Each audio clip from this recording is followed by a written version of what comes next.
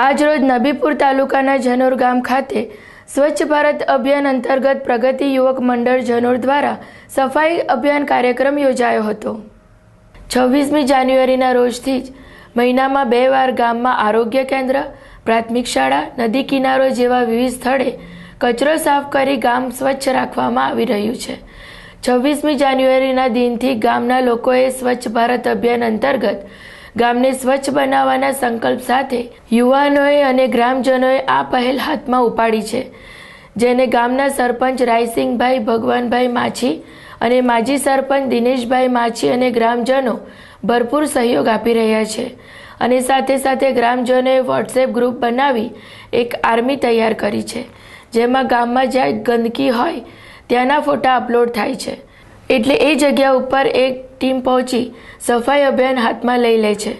ગ્રામજનોના આ પ્રકારના અભ્યાસને લઈને લોકોમાં પણ ખૂબ એવો પ્રશંસનીય બન્યો છે અને આ અભિયાનના કારણે એક દિવસ આખું ગ્રામ સ્વચ્છ અને સુંદર ગામોની હરીફાઈમાં સ્થાન પામે તો નવાઈ નહીં।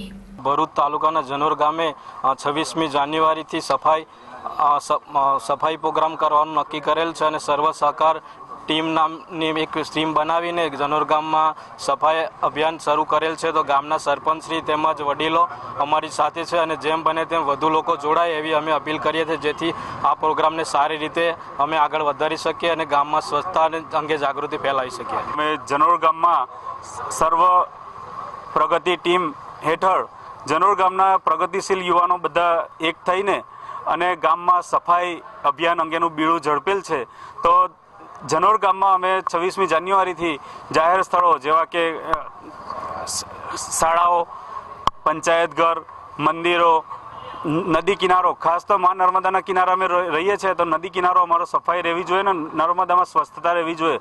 તે અભિયાન અંતર્ગત અમે છોકરાઓએ એ બીડું ઝડપ્યું છે અને તેમાં મા નર્મદા અમને સાથ આપશે અને દરેક યુવાનોની એવી એ છે કે અમે સફાઈ જાતે કરીશું અને લોકોને પ્રેરણા આપીશું અને સફાઈ અંગે લોકોને જાગૃતતા ફેલાવીશું।